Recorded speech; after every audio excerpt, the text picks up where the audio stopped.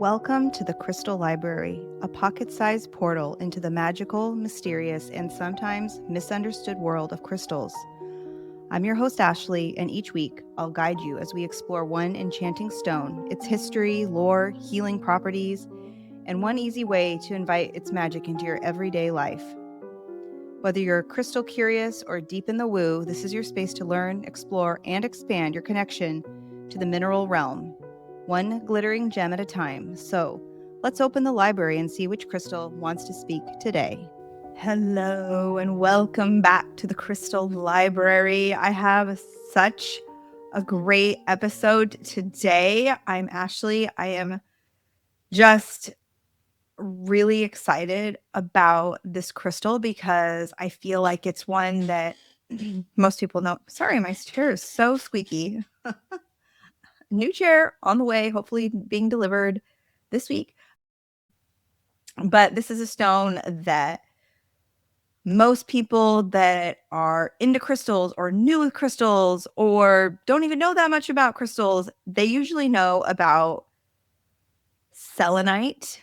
It's a very popular stone. It's easy to come by. It's relatively inexpensive. It's got so many wonderful properties that make it a stone that is very easy and accessible to work with. And I have it here in front of me in several different forms. I have just a selenite wand, which always feels good to just cleanse my space, cleanse the energy around me with my selenite wand.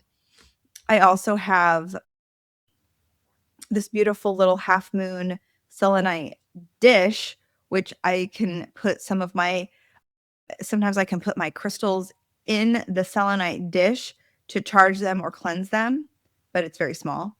And I also have this beautiful selenite tower that I bought at I got this from a very special shop up in the foothills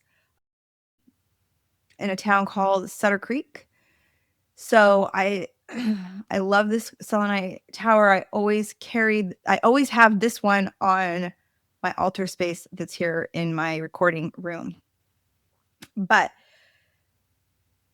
this stone is seriously perfect for this month because from this episode on through the rest of March, we're doing a deep dive into Victorian spiritualism.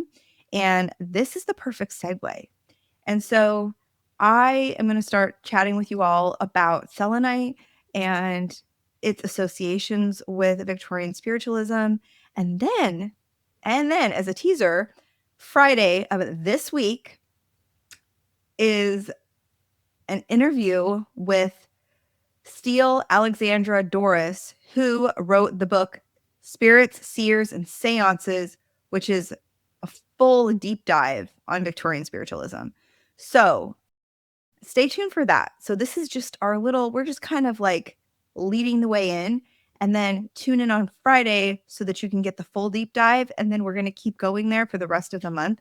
I think you're going to absolutely love this segment about Victorian spiritualism and seances and all these liminal spaces, because that's what this season is all about. So selenite doesn't sparkle. It doesn't necessarily command attention. It glows. It like softly and translucently. Let's see here. I have my tower here. You can see if you're watching, like, well, this was a terrible idea. Okay, I was trying to make it glow with a candle burning behind it, but that was kind of a fail.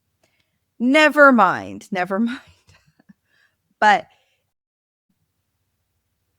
it's kind of like, the way I would describe it, it's like moonlight caught in a solid form. It's fragile. It dissolves when wet. So don't do any water cleansing of this crystal. Don't leave this crystal out in the rain. It asks to be handled with care. And because of that, it carries a very particular kind of power. It's not a crystal of force. It's a crystal of refinement. And it makes a perfect companion in a moment to a moment in history when people believed that the soul itself could be refined, clarified, elevated, and aligned through light, intention, and careful preparation. Selenite is named for Selene, the embodiment of the full moon, long associated with intuition, fertility, psychic sensitivity, and illumination. And much like the moon itself, selenite doesn't overpower, it reveals. Before we move deeper into the crystal itself, I want to pause and set the context for why Victorian spiritualism is such an important lens for this episode, especially as this is the first deep dive into this theme for March. So, the Victorian era spans roughly from mid 1800s to the early 1900s. It's a time of enormous change. Science was advancing rapidly. Electricity was beginning to light the dark. Telegraphs carried messages across vast distances. Photography captured images that felt almost ghostly. Suddenly, the invisible felt reachable. At the same time, death was deeply present in everyday life. Illness, childbirth, and war meant loss was common and often sudden. Grief lived inside the home and not at a distance.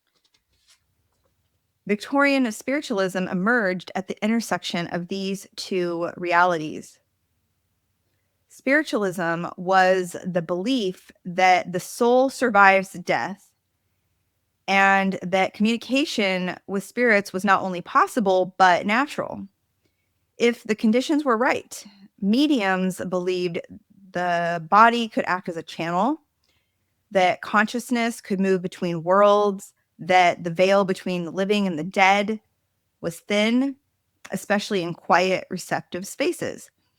This wasn't about spectacle, it was about refinement, becoming still enough, clear enough, aligned enough to receive what already existed just beyond ordinary perception. And that belief that the spirit moves through light, subtle bodies, and carefully prepared space is exactly why selenite fits so seamlessly into this tradition. Selenite is a crystalline form of gypsum, a mineral created through the evaporation of ancient bodies of water. As water recedes, gypsum crystallizes in long, translucent blades, often forming in environments shaped by time, pressure, and stillness. Its Mohs hardness is just 2, which makes it extremely soft. It crumbles apart very easily. Behind me on a table, I have this beautiful selenite sphere, and I put a light under it and it changes colors, and it's really, really cool. But my kids knocked it off the table and it split in half. And then I just put it back together. But where it broke, there's like these little shards, like little strands of the gypsum. So it's easily scratched. You could just scratch it with a fingernail. It dissolves when wet. And this fragility is not a flaw. It's the reason its energy is so refined.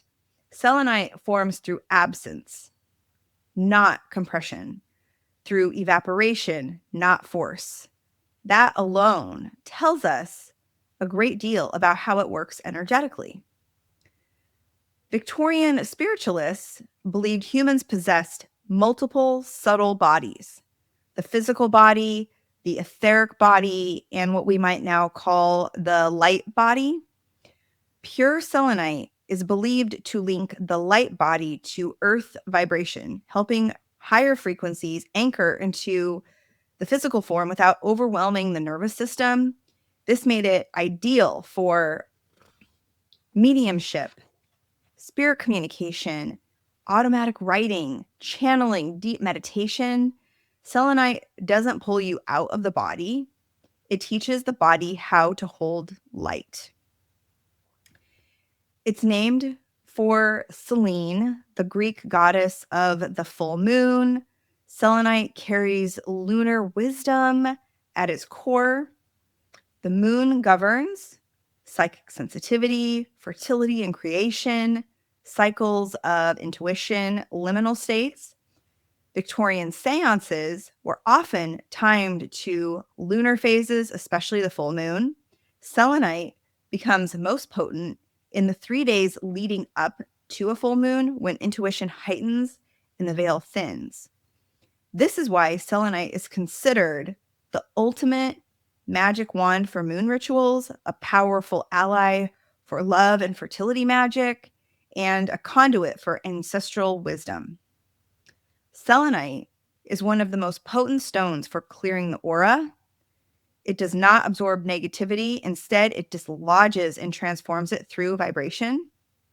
This made it especially valuable in Victorian spiritualism, where mediums were deeply concerned with energetic residue after seances.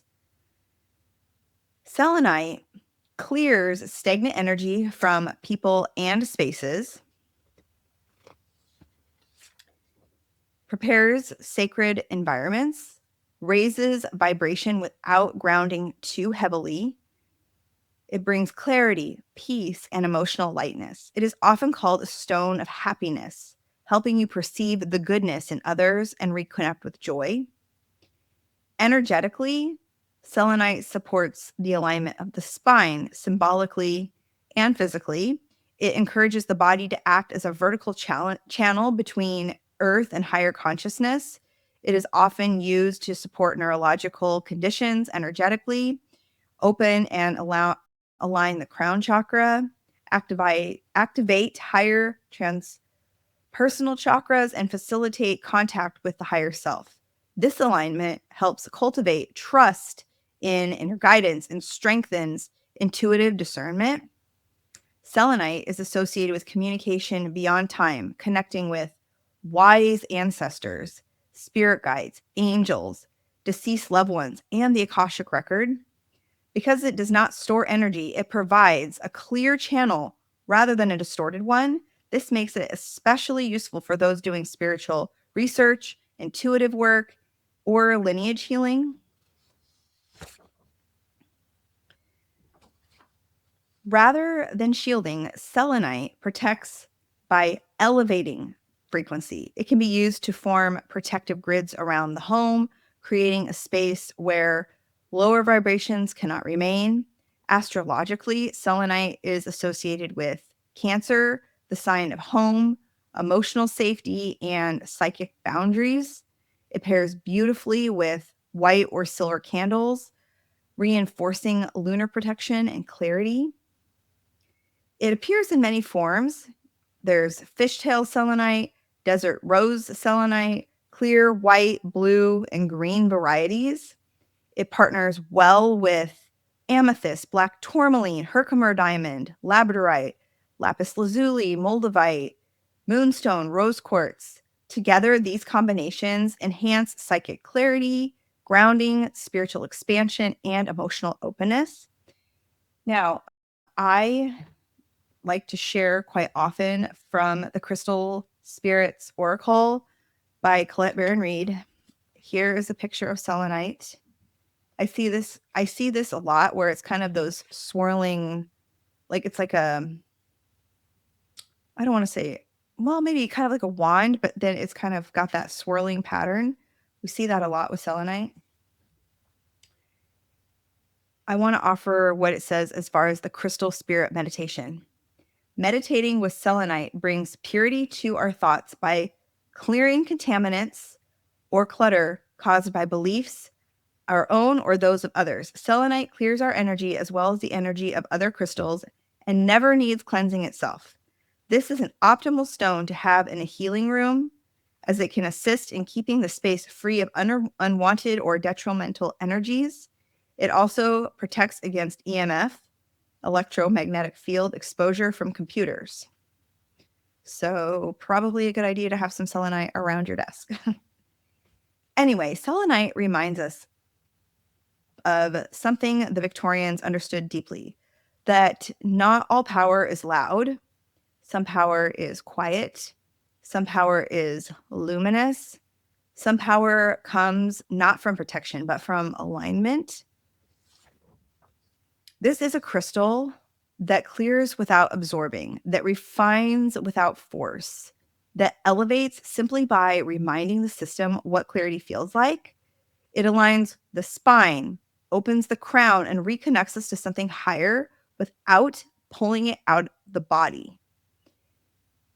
In candlelit parlors and quiet bedrooms, Victorian spiritualists believed the soul could be tuned like an instrument, made lighter, made clearer. Selenite would have been right at home there, silent, watchful, glowing softly in the corner.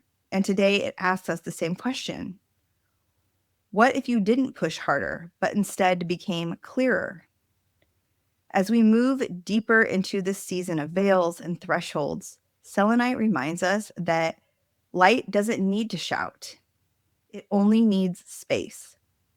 Thank you for spending time with me in the Crystal Library. Until next time, move gently, trust the glow, and let the light find you. Bye. Thank you for visiting the Crystal Library. I hope today's stone offered just the magic you needed. If you loved this episode, share it with your favorite mystic and tag me on Instagram at mystical.mama.ash or at Big Crystal Energy Podcast. And if you're feeling generous, leave a 5-star rating and review. It helps this magic reach more curious souls. Until next time, keep your crystals close and your intuition closer.